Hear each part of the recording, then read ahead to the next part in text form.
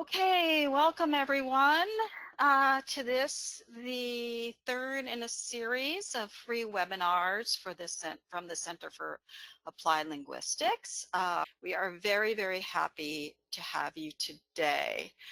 Uh, I am Lisa Tabaku, and Igone Arteagoitia is the author of this webinar series. I am Lisa Tabaku. I am the presenter today. I serve as the Director of Global Languages and Cultures Education at Cal. Igone Arteagoitia is actually our dear colleague from the Center for Applied Linguistics, who is the author of this presentation. And Maria Cheslak is one of our PD specialists who is also going to be helping especially with the question box and to some extent, I think, with the polls as well. So what is this little girl saying? So if you want to really hurt me, talk badly about my language. I am my language. Until I can take pride in my language, I cannot take pride in myself. Las lenguas son parte de nuestra identidad. And that's what Cal fully believes.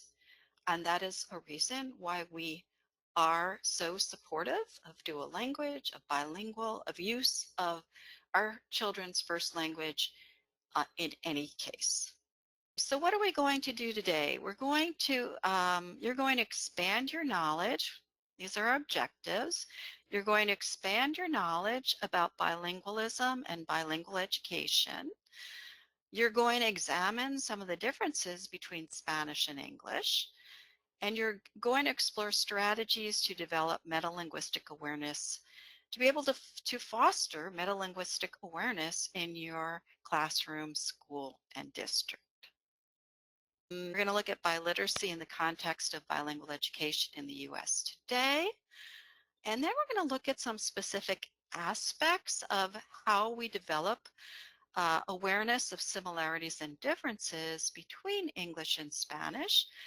And of course, we'll conclude with a reflection and some additional housekeeping details. So let's start out with bilingualism and bilingual education. What is the difference between additive and subtractive bilingualism?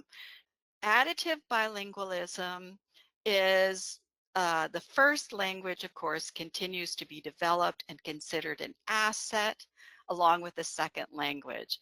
Subtractive is the second language is added at the expense of the first language. So if we think about a fully dual language program, that is an example of additive, right? The students are maintaining their first language and gaining a second. Whereas subtractive bilingualism, that program is pretty typical of a transitional bilingual program. It is typical of an ESL program where you are either using the language for a short time as a vehicle only to developing the second language and then you let it go, or you're not even trying. You're not even trying to protect that first language. The three pillars of dual language education is something that we also talk about at the start of any of the sessions that we do around dual language and bilingual. But for dual language especially, there are three goals. And for some of you, you might even be able to say these in your sleep because you know them so well. But we'll repeat them for those who perhaps have forgotten or don't know. We are reaching for all of the students to be bilingual, so oral language proficiency, and biliterate. So we're also looking at reading and writing. Grade level academic achievement in both languages, not that one language has higher rigor and the other language doesn't have as high rigor. No, no, no. Equal grade level academic achievement. And then thirdly, socio-cultural competence. Without having sociocultural competence for our staff and our students, these programs are really not going to work. Now, where do these come from? Well, they come from a text guiding principles for dual language education, which is really the backbone of our dual language programs, prepared by a national panel. It's in our 3rd edition. It's been updated for research, and it's available free. Now, what are the strands of the guiding principles? Well, they include program structure, curriculum, instruction, assessment, and accountability. These are other strands. Looking at staff quality and professional development, family and community, support and resources.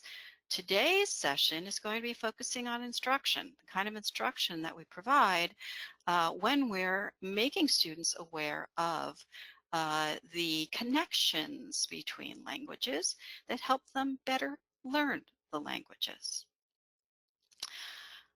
We might also look at knowing that in the Common Core en Español, originally came from San Diego, right, and is now made available through the CCSSO, we can find that in these standards, there is the availability of seeing what are we looking at when we teach English language arts, and what are we looking at when we teach Spanish language arts?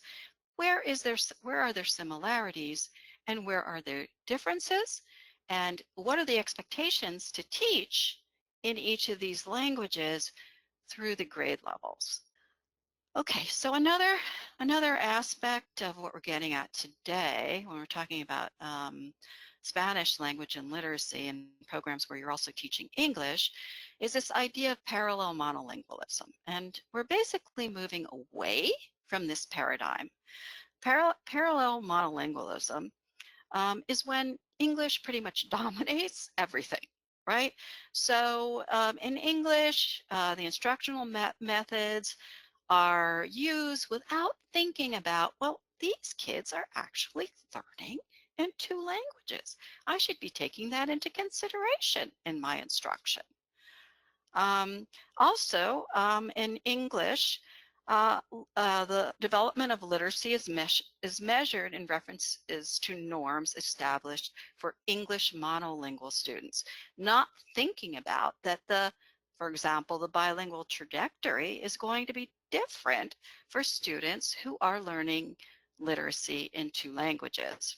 Now, in Spanish, you have the effect that in a parallel monolingualism kind of environment, the instruction does not differ from that used in English, monolingual classrooms. And that doesn't make sense because Spanish is a different language with different forms and features. So you do not teach Spanish literacy in the same way as you teach English foundational literacy. The development of literacy also in a parallel monolingual setting is measured in norms established for monolingual students, and as I said before, does not take into account things like the bilingual trajectory, where you're going to see in early literacy the skills in reading and writing are going to be more advanced for students who have more oral facility in that language to begin with, but that over time, with the development of oral and literacy skills, the kids will catch up and they'll be performing just as well in both languages. We're moving away from the monolingualism to holistic biliteracy. And this is when in Spanish and English, students are receiving instruction that takes into account the specific linguistic characteristics of each language, right? So we understand that there are similarities, but there are also differences. You know, it doesn't have to be a secret that many consonants make the very same sounds in both languages. Why keep that a secret, right? as just an example. Um, incorporate strategies, right? So we're very openly going to be talking about metalinguistic awareness with the students. And then we're going to include assessment instruments that measure bilingual progress for our emergent students, which may not be the same in each language to begin with, but that is normal development. If we look at Kathy Escamilla's work and that of her colleagues, um, they feel so strongly about moving towards holistic bilingual that they think it should be another domain of language. That in addition to speaking, reading, listening, speaking, reading, and writing, that we should be adding meta language. And that is the ability to reflect about language, make observations about it, and when students are able to do this, they are better able to understand the languages and grow their abilities in the two languages, right? So we're moving away in dual language programs from what we thought we needed to do, which was we thought we needed to completely separate, right? And now we're moving to a place where no, there are times where it's going to be very advantageous for our kids to both use the first language and understand the similarities and differences here. Okay, so some more explanation of metalinguistic awareness. I've been talking about it a lot. Here's the definition. Now, if you're monolingual, can you do this? Not really, right? To have this depth of knowledge, you need to have these bilingual capacities. However, if you are a monolingual teacher and you're working in a dual language program, you can learn. You can learn and you can lean on your bilingual colleagues to help convey this information to your students. We're going to look at phonological awareness, of course, phonological and then phonics. So phonological awareness, what is it? Well, it's the understanding that oral language is made up of phonemes that can be represented, right? It's the sounds that we hear that we then later attach to those symbols. But first, kids need to be able to hear those sounds distinctly to be able to associate those sounds with the symbols. It then is also the syllabic awareness. It moves beyond the individual sounds, of course, to detect, isolate, manipulate, combine, segment syllables in words. So, and this is huge, of course, in Spanish, which is so reliant on the syllable rather than the single sound as English does. So phonemic awareness, the ability to detect, isolate, manipulate, combine these sounds. You have pa, you have to, you have pato, tak. So phonological awareness skills transferred from one language to another. What does that mean? That means that if you have an understanding about sounds and that the spoken word can be um, put into symbols, you have that awareness. You don't have to learn it again in another language, right? And there is a strong relationship between phonological awareness and reading or decoding in Spanish and English. It's not clear that in Spanish, phonemic syllabic awareness instruction plays as critical a role as it does English, only because Spanish, I mean, they both play critical roles. But in Spanish, what we have, and we're going to talk about it in a minute, is we have a transparent language, and English is an opaque language. So it's much easier to learn to decode in Spanish than it is in English. So here we go. Bilingual implications. Spanish-speaking monolingual children acquire decoding skills more rapidly than English-speaking counterparts, right? It's just plain easier, okay? And the same is true with regard to spelling, of course. And in general, instruction and assessment focusing on the development of phonemic awareness and spelling skills, phonemic awareness, phonics, and spelling skills does not need to be as extensive in Spanish as it does in English. And in fact, you have English speakers in biliteracy programs who break the code um, much more quickly, even for when they begin to read in English. It has helped them so much to have learned to read in Spanish. Okay, so now we're going to look a little bit more at phonological awareness instruction, daily practice in kindergarten and first grade. Beyond that, you should not have a lot of focus that needs to be on phonological and phonics, really. And what are we doing? Well, we want all of this. Hey, the little ones, we're not teaching, boring direct instruction of these letters one by one. This is integrated with literacy activities. We're doing this with songs. We're doing this with poems.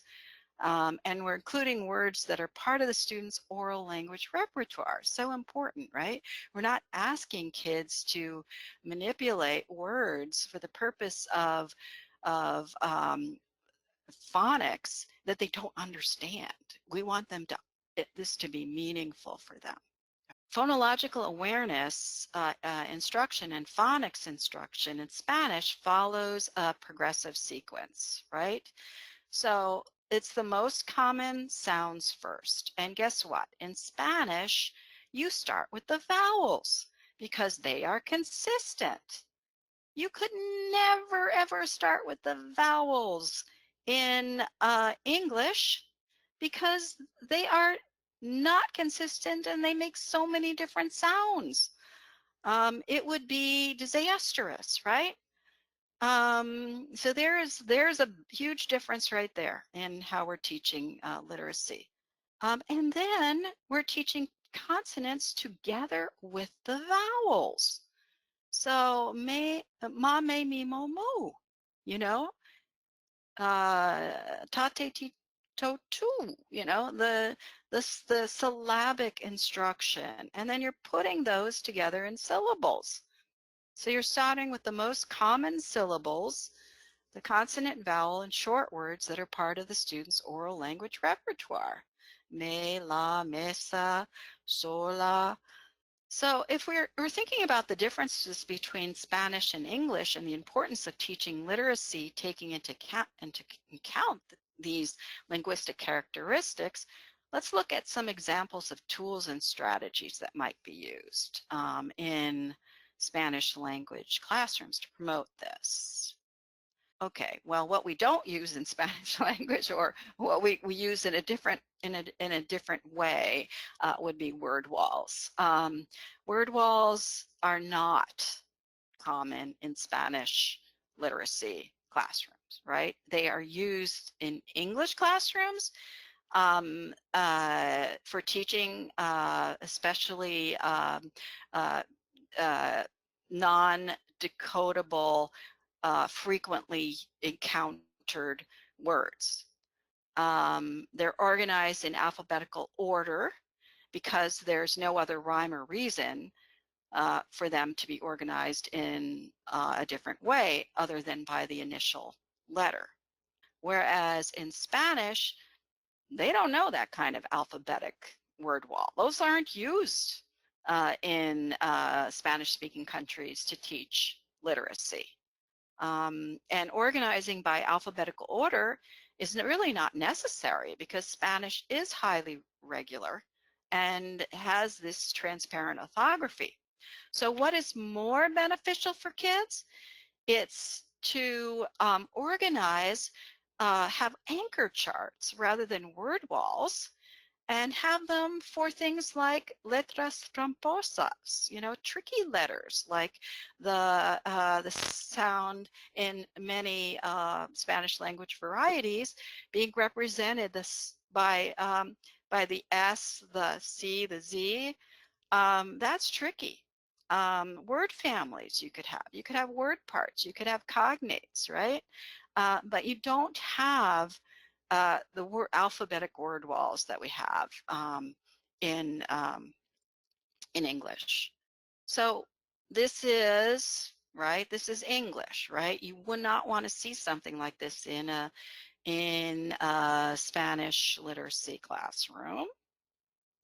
But what would you want to see? You would want to see anchor charts like this of the letras tramposas, you know, where you have oh, I was trying to say this, sorry, the S, the Z, and the X, all right, making that same sound. Um, and the C, the QU, and the K making the K sound, okay? My apologies. I needed to have my anchor chart. Um, then you have, or you know, you would see an organization of fundamental literacy for Spanish would be by syllabus. So, you know, and the initial part of the word, you would have rosa, rojo, roto, roca, and between the vowels corro, cero, then at the end of the word, right? At the end, ro, du, ro, mi, ro, and then pa in the beginning, pa in the middle, pa at the end. It's organized by syllables. Organized, you can have word walls or anchor charts that are organized morphologically. So this would be one where you're beginning to compare Spanish and English and seeing that hable, ible, and able and responsable are really suffixes that English and Spanish have in common, and they actually do the same thing to words, right? They change the part of speech. You could also have it organized by orthographic accent. So you would have where are you putting the accents? When are they agudas? When are they graves? Etc. Right? And this would be a nice chart for the kids to have to remember. And then you could have it organized by grammar. So in Spanish, our students need to, as opposed to English, you don't have the definite article that's masculine or feminine, and you want to remind them of that. So you're going to go ahead and put la calavesa all the way down the sheet. And then you've got to remember the noun adjective agreement, also that the adjective is coming after the noun. And it has to have the feminine, in this case, the feminine agreement. You might have charts like this, which might be a cognate chart.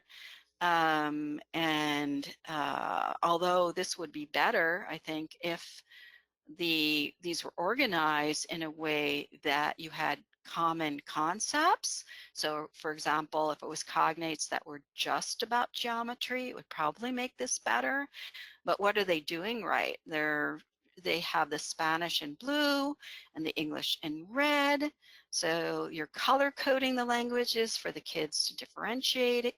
You're using the indefinite article, the definite article for the Spanish.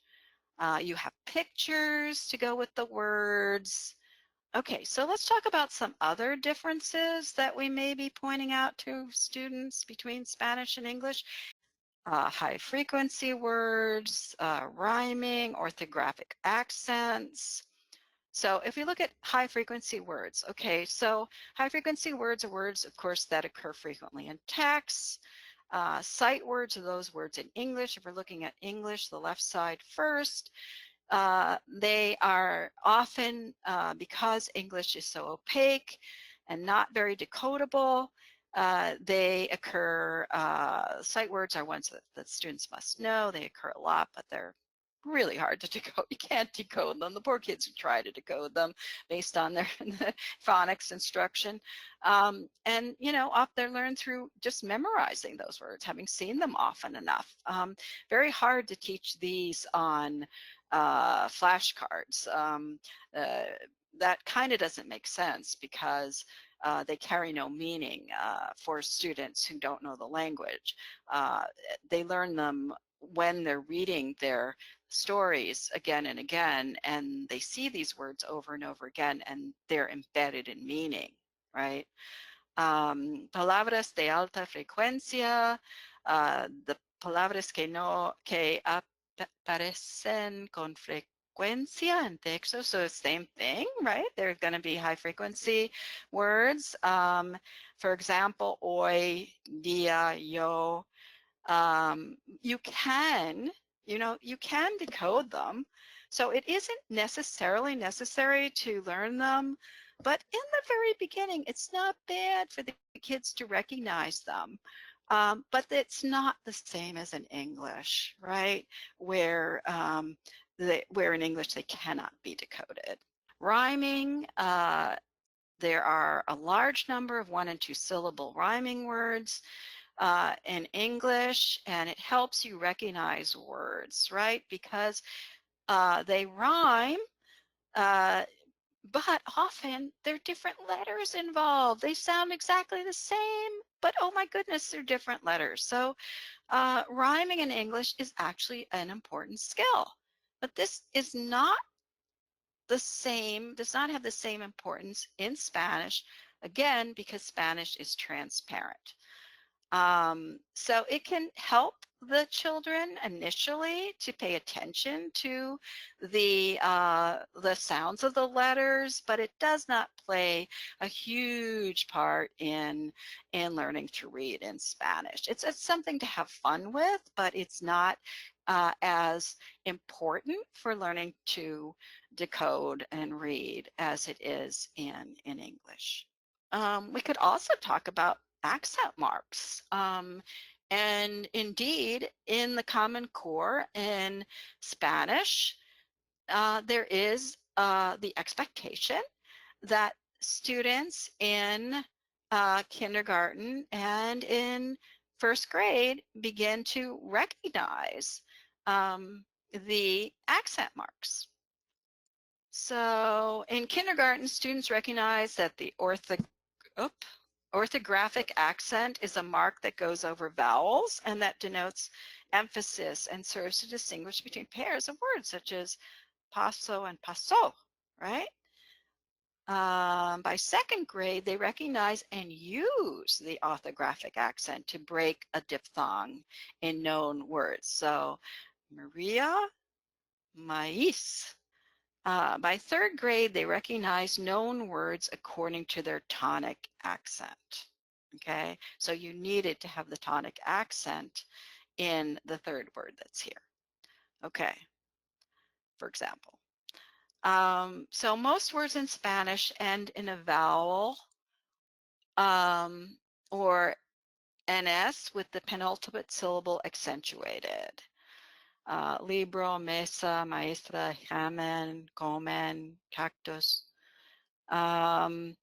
If a word ends in any other consonant, the last syllable is accentuated. Papel, poder, ciudad, reloj.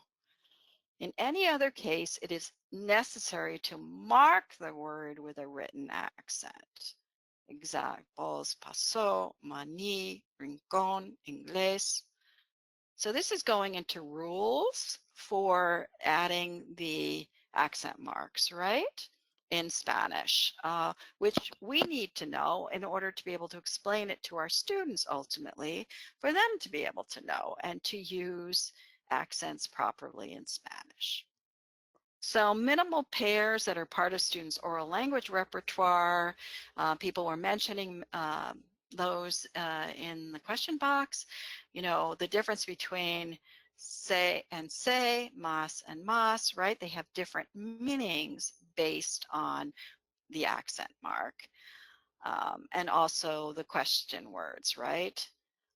We are coming to the end of our session today, and we want to ask ourselves on this bit of introduction, were we able to meet our objectives? So were you able to expand your knowledge of about bilingualism and bilingual education to some extent? Did we look at some of the differences between Spanish and English? Did we explore some strategies, perhaps beginning to explore some strategies for use in your classroom? We want to thank you very much for attending today. And then please look for news from Cal about our summer institutes. Sign up for Cal News. Again, thank you so much for being with us today. We love you all, and hang in there during this difficult time.